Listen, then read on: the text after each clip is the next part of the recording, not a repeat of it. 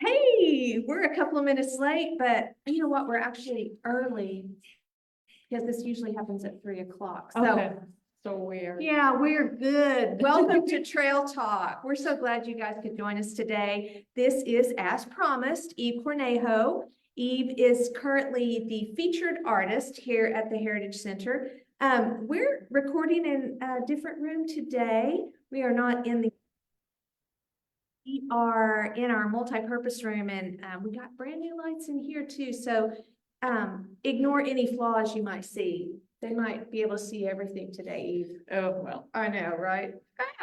We're really glad you guys are here today, and I pulled a few of your pieces to kind of give the audience a good look at the variety of work that you brought for the show.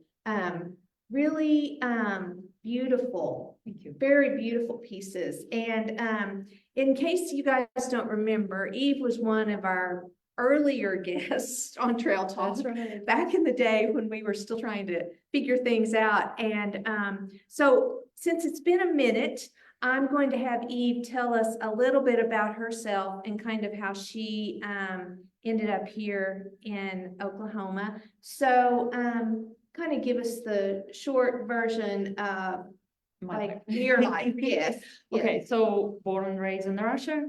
When I was 21, I moved to United States on exchange program for students. And I ended up loving United States and staying here, getting married. I've been married for 23 years now with 2 kids. Thank you. And so I actually ended up going to college at the College of Charleston, getting a master's in engineering. Master's in accounting. Engineering is from Russia. Yeah, and so I worked a few years in accounting.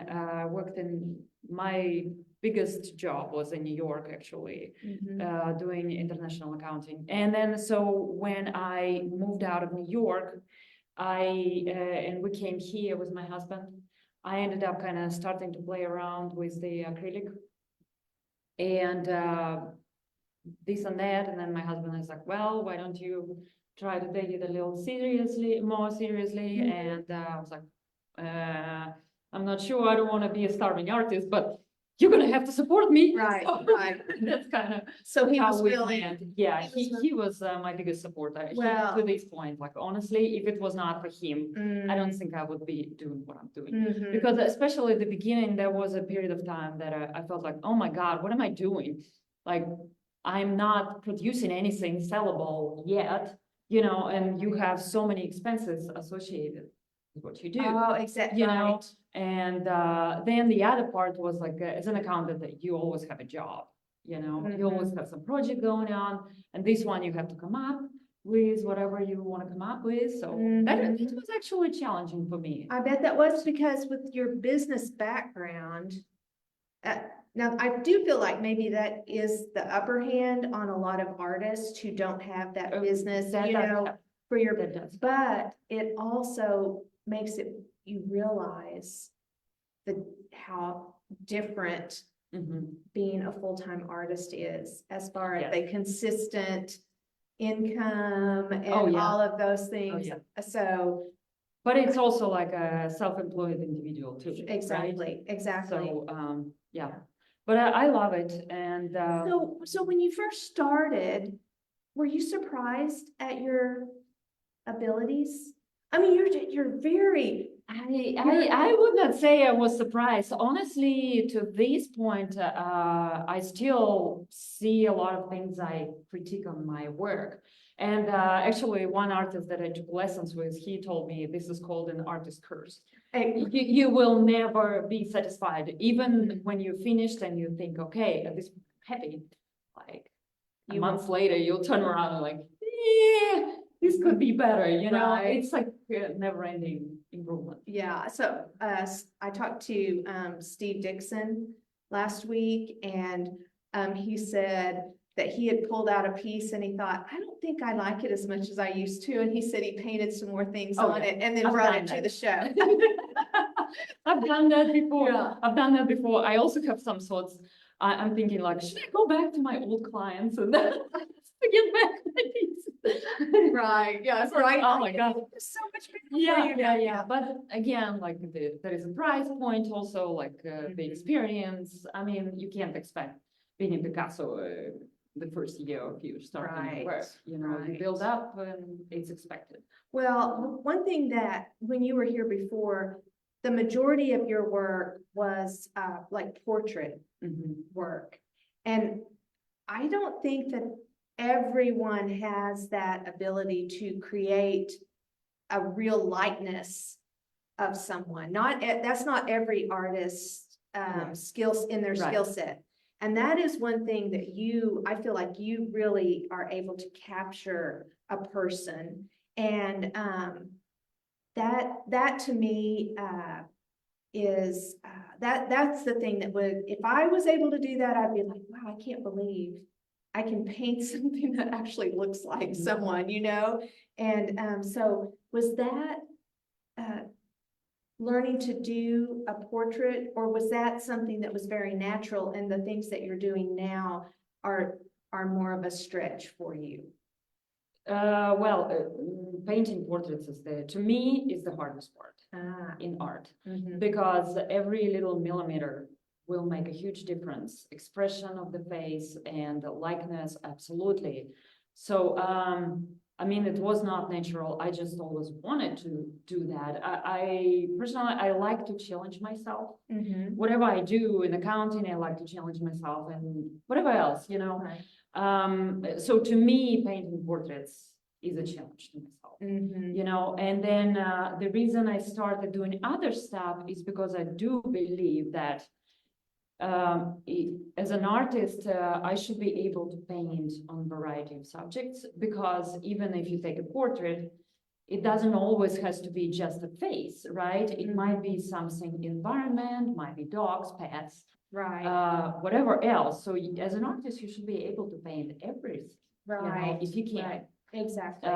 So, but of course, it's not to take away from people who specializing in something else, because I think like if you take an artist that is specializing in landscapes, it's a lot of skill that going into there, and you cannot underestimate that skill and ability. You know, that's why some of us are more famous than the others, Right. and successful more than the others. Right. You know, but yeah, I love portraiture. Do you still use acrylic? Mm, No. Rarely, because especially with portraiture, it's just so much harder as a medium, because it dries so fast, and then it changes color between wetness and dryness, you know. So I think, to me, you can play around with oil for many hours, and you can modify it to whatever you like. The only thing with oil, it just takes forever to dry. Right. You know. Right. But then the outcome is, to me, much better. So an example of what you were talking about, a portrait with other parts. Mary, can you come zoom in on this fella here for us a little bit? I'll scoot this one over. So this guy is called New Generation. Yeah. And tell us a little bit about him and where this is from. Is this, first of all, did you paint this from a photograph? Yes. Okay. Yes. Honestly, to make so realistic painting, I think you're gonna have to end up painting with the photographs, you know, as well, because you cannot expect the person sitting there for hours and hours. Yeah. Okay. There we go.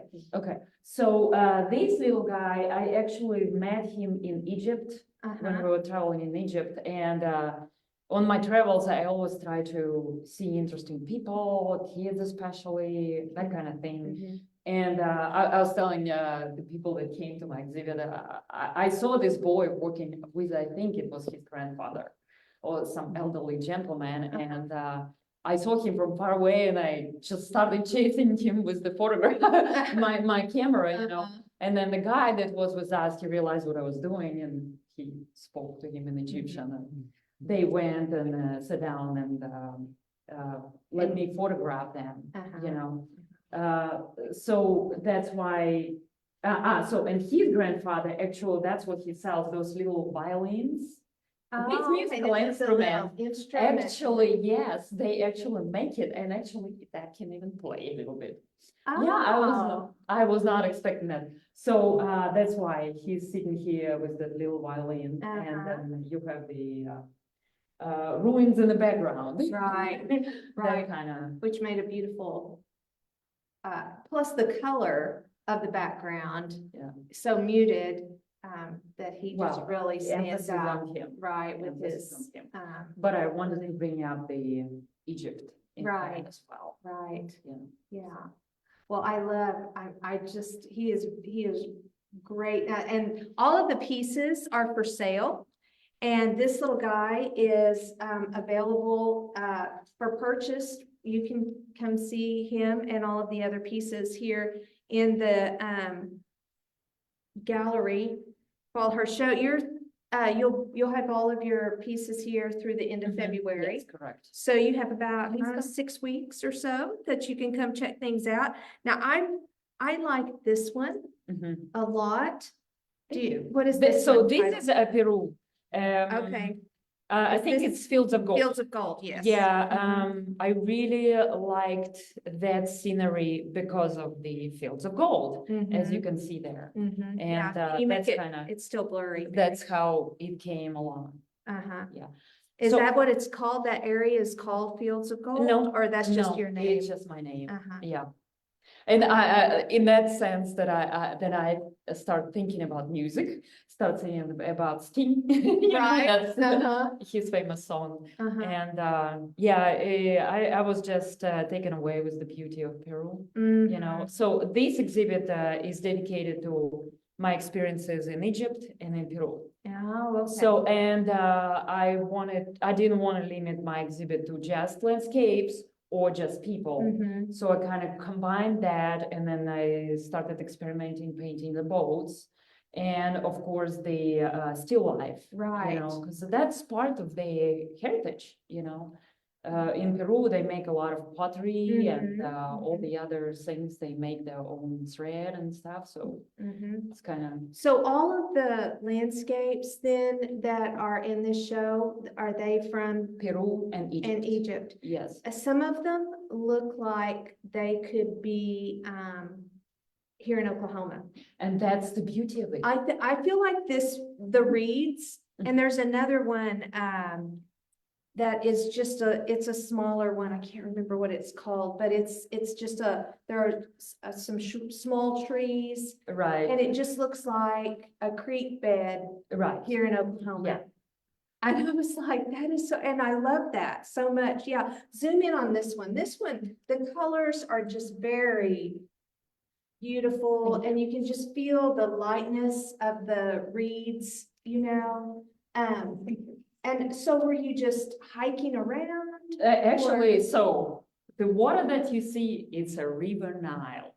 Oh, really? The Nile, yes. The Nile. Oh my Yes. gosh, that makes You this will even- never guess. And Oh. around it is sand. It's Ah. crazy. That landscape was crazy. And so I just had, you know, I think when we were in Egypt, I probably made like 3,000 photographs. Oh. I was just like, Mm. everything is inspiring me. So like, I just shot and shot and shot all the photographs I could, Right. even from the car window, you know, everything. And then I went through all my photographs, and the ones that inspired me ended up being paintings. In paintings. Well, Yeah. this one is so, I mean, you can almost imagine a breeze and these little ripples on the water, you know, the cool water. I thought it was lovely, but it could also be somewhere in Oklahoma, Exactly. you know, with the Yeah. sandy river bottoms and green. Yeah, it's so funny because, you know, I love to travel, my family love to travel. But as you go around the world, you realize you will see a lot of similarities in different places, you know? Mhm. That's why part of the reason why my exhibit is called Distant Reflections, kind of make me think about all these faraway places, but people are still people, and places have similarities to what we have here, Mhm. you know? Mhm. So Well, this little guy right here, I mean, how many little kiddos have you seen with that expression on their face? Mhm. You know, the full smile, That's crinkling right. around their That's right. eyes and just, Yeah. you know, and yeah. And the, the little girl, that one already sold. Yeah. But was she Peruvian? Yes, she Okay. was Peruvian. Uh-huh. Yeah, and actually it took me a long time to come up with the idea for that girl.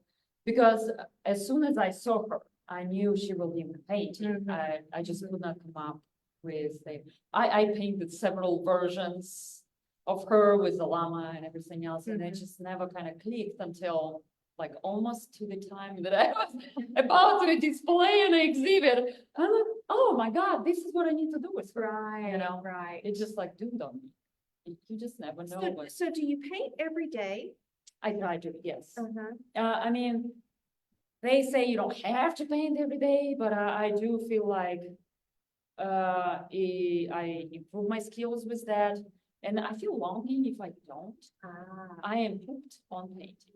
That is a good thing to be if you're an artist, I would Yes, say. yes, I mean, someone who's trying to be a self-employed right. artist, you know, you're not just Yeah. for pleasure. But Well, right now, for example, I'm not necessarily prepping for anything specific, but I decided I want to work on a certain skill. And so my idea is like next month, I'm going to be sketching faces every day because I just want to reach that confidence of speed, you know, in what I do. So, I mean, you can find a lot of reasons to do exercises. Right. Right. I think as you lead, you develop. Absolutely. So you have a studio in your home? Yeah, I have a studio in my home and it's a mess. Oh, It's never ending mess. I clean it up and the next day it's like, oh, well, as long as you, as long as you can create in there, doesn't matter. That doesn't matter. That's your well, space, I'm an right? accountant, supposed to be more organized. Well, this is true. But, Yeah, how does that balance out? well, actually, I feel like I think accounting in a way it's very detail oriented, right? And what I do with my paintings, because it's so realistic, that's what I like. I think that kind of there is a parallel on that. Because if you don't have enough patience and you're more loose painter, you would probably not an accounting thinking way. But on the other hand, I feel like it took me a little bit of time to kind of loosen myself as well in terms of imagination. Accounting takes away imagination. Too, Right. you know. Right. That's true. Like you cannot be too imaginative with accounting. Yeah. You want to IRS after you. There are rules that yes, must be that's followed. right. Yeah. That's right. And it's so funny because in the art you talk to people like, no, you read a book and they'll say, okay, there are certain rules for composition and blah, blah, blah. But then you talk to people and they'll be like, yeah, there are rules, but rules are meant to be broken. And you might do it on purpose to break the rules. Right. I don't think you want to do that with an accountant. No, no, definitely not. Definitely not. Okay, so this landscape, this includes one of your sailboat pieces. So are the sailboats all from one yes, area? Sailboats were in Egypt, in Aswan. A lot of them were in Aswan. That's more south of Egypt. And it's a little more modern city. Actually, I really liked it. And can you make that? Yeah, there. Oh, there. Oh, you almost like went past it. Right there. There you go. So actually, this place is called Nubian Village, and it's a very touristic place. A lot of tourists will go there just to see those little buildings because you see that coloring and the specific structure of the roofs, all that stuff. Yeah. Actually, I believe we saw these before on the way to see the Nubian Village. Oh, okay. So, okay. and we actually ended up swimming in the Nile. I was going to ask, is this the Nile? Also. This is also Nile. Wow. Yeah, it was amazing. And we got so lucky that we saw it before the war. Yes, that's what I was just thinking. I was just so lucky. Oh, because who knows when people might be able to go back over there, and Exactly. what a gift for you to be able to share the beauty of that area when people can't go there now. Right. You know, I mean, That's right. that's awesome. That Mhm. is a great thing. Was there something about the sailboats that really, that you've never painted sailboats before? No, I never did. I never had the interest in them.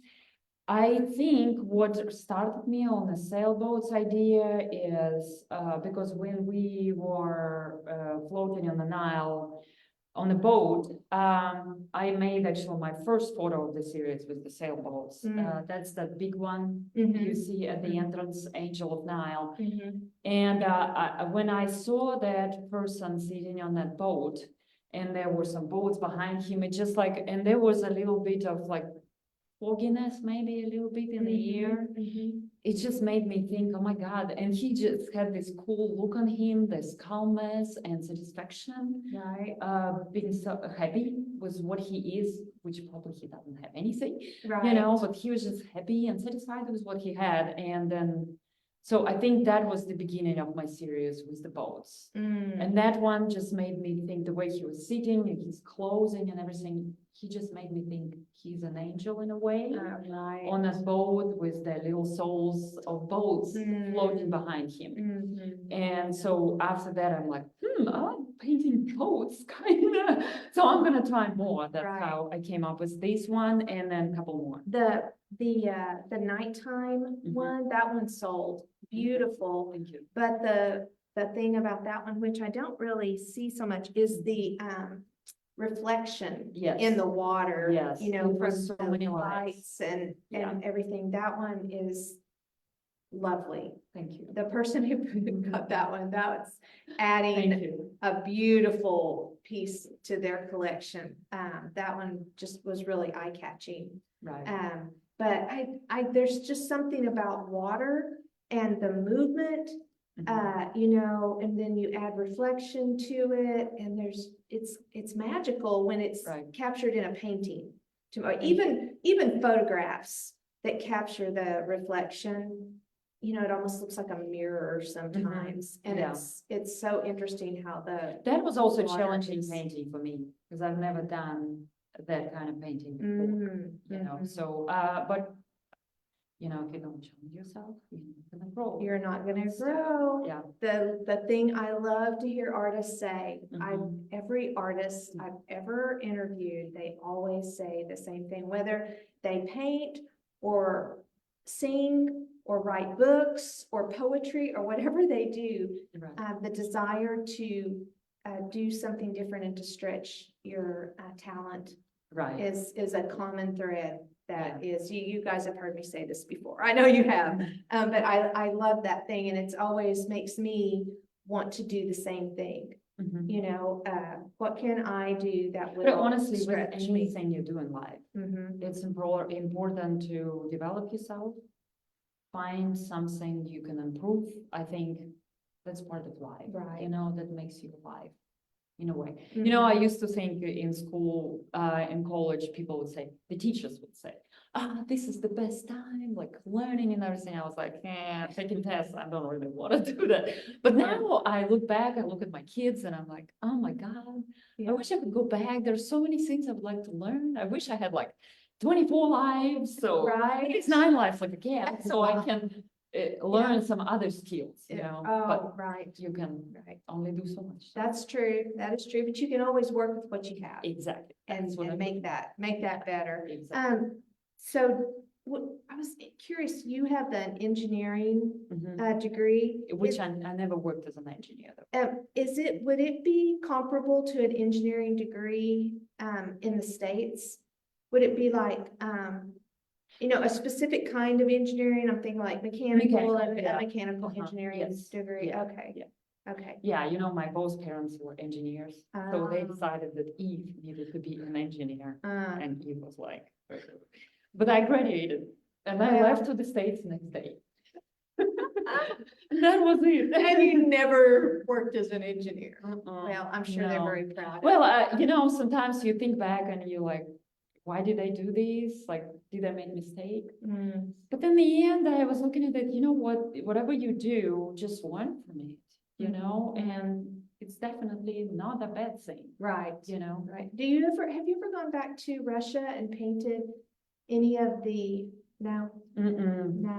No. I think Russia, you know, Moscow, especially the architecture, Oh, yeah. you know, I mean, Gorgeous. it's Yes. iconic Yeah. and all Absolutely. of that. And I always feel like the people, that I've seen, you know, photographs or paintings or whatever,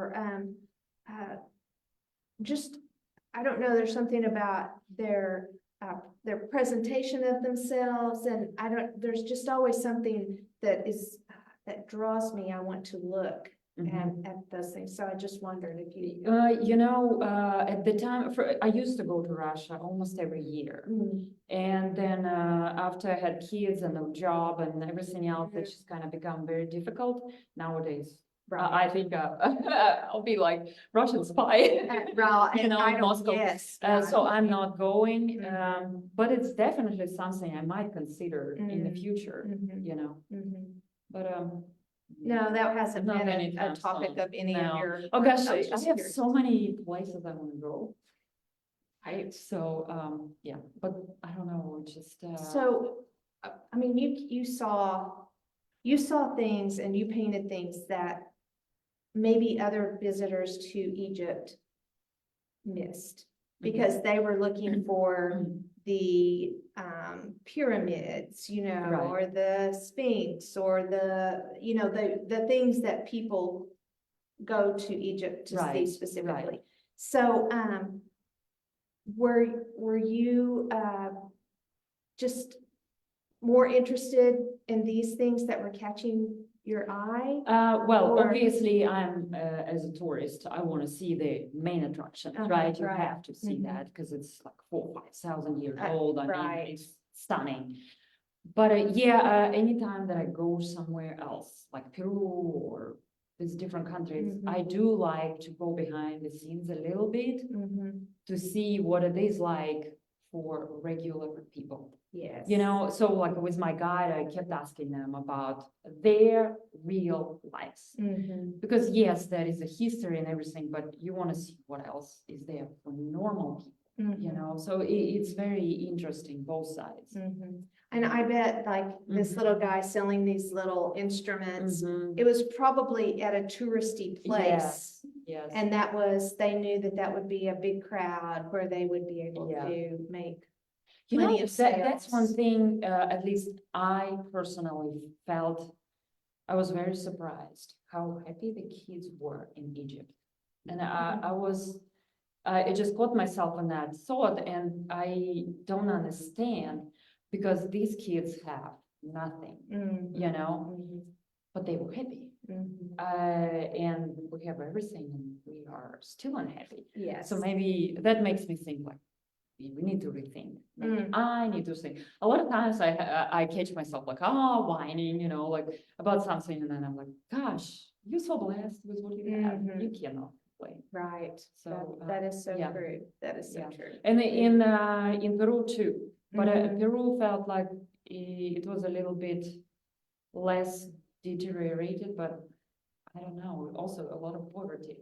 But again, I didn't feel like people were so unhappy. In Peru, I think there are like native peoples who still live in the mountains and in kind of an isolated village kind of situation, you know, with not a lot of modern conveniences even. Yeah. And so yeah, that lifestyle, you know. Yeah, how can you live? But then that simplicity sometimes make you happier. Exactly. Than all these. They don't have all the burdens. All That's the things that we carry around with us. Yeah. So let's take a look at your still life. I love this so much.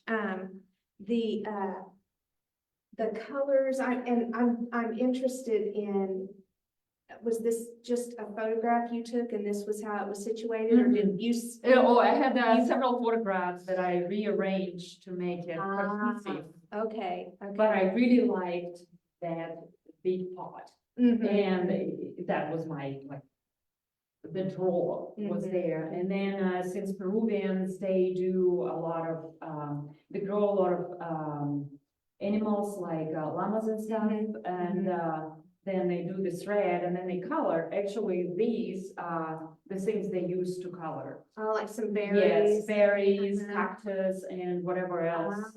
Yeah. Okay. So different that is plants. kind, also not only I show this colorful composition, but I also showing what they are doing in Mhm. their normal life, Mhm. you know? Every day, these are Mhm. everyday things that That's what it's they just do. as normal. It's not a special collection of any Right. sort. Yeah, so were the potters making things Well, no, in I the did not markets? see who did that Ah, one. okay. Yeah, but, actually, I'm not even sure they were for sale there. I just saw that. Right. That was just quick kind of, It is. you know. Mhm. It is. So I would love to see, but one of my paintings, the one that was sold with the flute, Yes. okay, the person that is on that painting actually made that flute and I bought it. And I ended up recording a video. He was so proud of his flute. Uh-huh. So before he sold, he showed me how to play it. Of course, I cannot play it. Right. So I recorded a video, Mhm. and that's how I ended up painting the painting. Oh, So, yeah. that. And I what had a that. memory. Yeah. Memory. But I hope that people will take that with them. Mhm. Whoever is gonna collect, Mhm. buy my painting, Mhm. I hope they will have those thoughts, Right. ideas in their mind, Right. you know. So, and some people weren't here, you know, some of the people that came to the exhibit weren't here, so Mhm. they are familiar. So with that it's, stuff. yeah, Yeah. yeah, Yeah. I have never been to Egypt or Peru, but, these pieces are, definitely the kinds of things that make you want to just go and, like you say, just see what real life is Mhm. there. So did you take your kiddos on these trips? The second one, yes, and the Egypt, yes, Uh-huh. I did take them. Uh-huh. My son, I think, liked it more than my daughter. My Oh. daughter was a whiner. Was it She summer? was, yeah, she was 12, it was summer. And she's more fancy traveler. You know, Okay, right. she'll be the one, how many stars is this hotel? You know, like, you're really a little spoiled brat, you know? My son is like very minimal, he doesn't care. Mhm. So I think he did appreciate more than more than my daughter. Mhm. But to me, again and again, what amazing was in Egypt that how long time ago some of these things were created.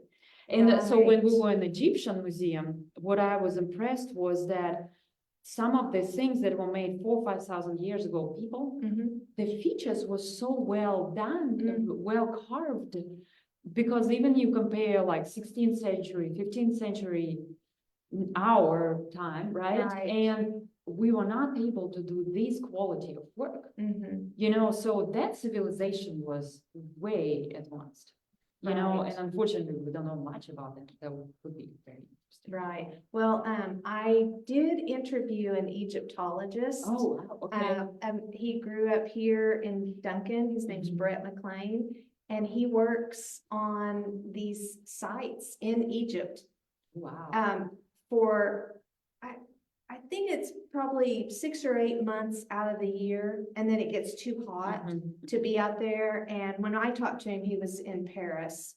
That was where he was spending the summer, before going back. But now they Wow. dig up these ruins and study all of this, trying to learn more, Right. you know, about, that time in history. Mhm. But I went to the British Museum. Oh, yeah. they have And a you know, lot of- they have Cleopatra's sarcophagus, Right. you know, and those are fascinating to me, that because they did recreate the faces of the person that was buried in that. Right. And it's amazing. And the science that they understood, Mhm. you know, of We still preserving don't the know how bodies they and all did the mummification process. We still don't know. I am just blown away Yeah. by that. Yeah. And just, How it's do you build a pyramid? right. I Right. mean, that it was done by hand. Mhm. You know, of course you have the people who think the aliens did it. I don't Writing know. I machinery. think, I am not one of those people. no, I think they Yeah, were it was a just, soap opera look. very good engineers. They were, and just understood so much. It is a shame that, there were things lost between like, I mean, they have the Rosetta Stone also at the Mhm. British Museum, which is supposed to be the key to breaking down hieroglyphics, Uh-huh. but, you know, there are gaps. And that's what, Mr. McLean was explaining, that those I need to gaps. miss them. Oh, it's interesting. You should go back and watch it. And he actually has, videos Mhm. that you can look up his name, and he goes through and does these lessons about different things that they have discovered at the site where he works. Wow. It's That's amazing. super interesting. Mhm. But he says that there's a gap. And so you're just like best guessing out here. You have some of this stuff back here, but that gap breaks it down to where you can't understand it Right. all the way.